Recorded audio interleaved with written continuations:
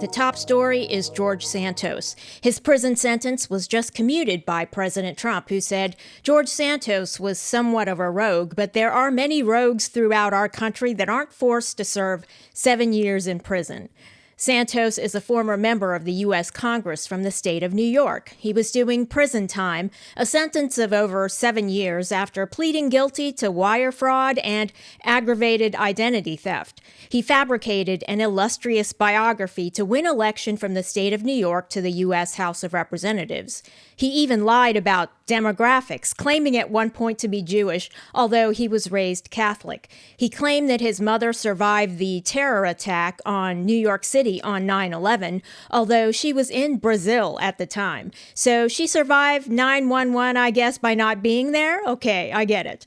Now, his fabrications included lying about his education, employment history, and wealth. He claimed to own a capital management firm with $80 million in assets, but it turned out to be more like $50,000.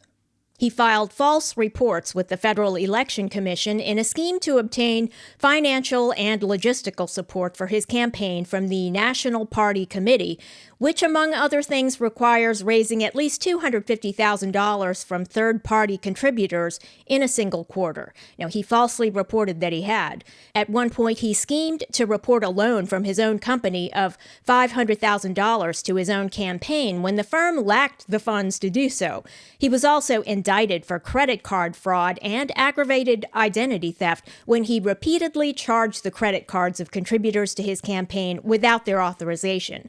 He falsely identified the charges as coming from his relatives. He used his relatives' names as well on the false filings to the FEC. He didn't have their authorization to list them or to allege that they had made contributions to his campaign.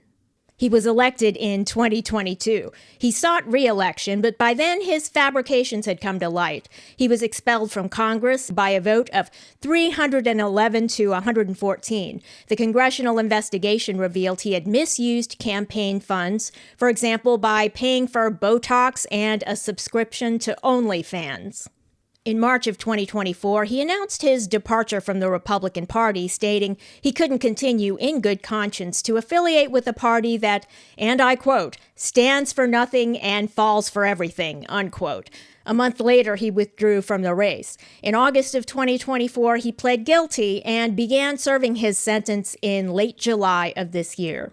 So he spent about 3 months incarcerated before being freed by President Trump. Now let's focus on George Santos's real biography, though, not the fake one he used to get elected, but his real history of growing up dirt poor. His mother was a domestic worker or home care nurse. Now, he had lied about that during the campaign, claiming his mother was the first female executive at a major financial institution and had worked in the South Tower of the World Trade Center, which would place her at the epicenter of the 9/11 terror attack. Now, that alone might have raised suspicion. For her to survive that evil attack would have been unusual indeed.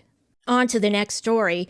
ICE raids on illegal immigrant vendors in New York City on Canal Street in Lower Manhattan, Chinatown. ICE, as well as Border Patrol, the FBI, ATF, DEA, and IRS targeted illegals selling counterfeit goods. So when the ATF is involved, firearms could be involved, and with the DEA, drugs are involved as well. And with the IRS, obviously, that involves the counterfeit goods. The feds did not target lawful vendors. Liberals protested and confronted the federal agents, which is extremely dangerous and a federal crime to impede law enforcement officers. The crackdown had become necessary because there were so many illegal street vendors who made it difficult for lawful New Yorkers to live and work in the area. And that's precisely why the crackdown has taken place elsewhere as well. For example, in Louisiana, ICE recently detained a terrorist who literally took part in the October 7th massacre against innocent civilians in Israel. Now, the worst massacre of Jewish people since the Holocaust, and the terrorist is living and working in Louisiana. He had such a nerve. He had a job at a restaurant which should have gone to an American worker, but no, they hired a terrorist. But President Trump's crackdown on illegal migration is gaining traction elsewhere in the world. Japan just elected a new prime minister, a woman, Sanae Takaichi. She's known as the Iron Lady of Japan. She's an ultra-conservative who's vowed to stop abuse of the refugee system by migrants who are not really refugees. They're claiming to be persecuted at home, but they're not. She's also vowed to stop abuse of the immigration system by all illegals and by Islam. They are infiltrating Japan and trying to change its character as the homeland of the Japanese people. A little about her background. PM Takaichi isn't from a wealthy family or a political dynasty like most Japanese politicians. She grew up middle class. Her mom was a police officer and her dad worked for a car company. She paid her own college tuition and supported herself with part-time jobs. So her background should be an inspiration to everybody. Now, she didn't grow up with all the advantages, but through her intelligence, hard work, and persistence, she emerged as the leader that Japan needs at this pivotal moment in world history. She didn't make excuses for herself. She didn't blame anyone else for being born into the middle class. And everyone out there who's whining about patriarchy or billionaires, they just received a wake-up call from Japan's new Prime Minister, Sanae Takaichi. She's already allied with President Trump, and Japan is a key partner to the U.S. in the Pacific, a major economic power and friend with shared values and a commitment to civilization and prosperity. Thanks for watching, and if you enjoyed this video, leave a like and don't forget to subscribe.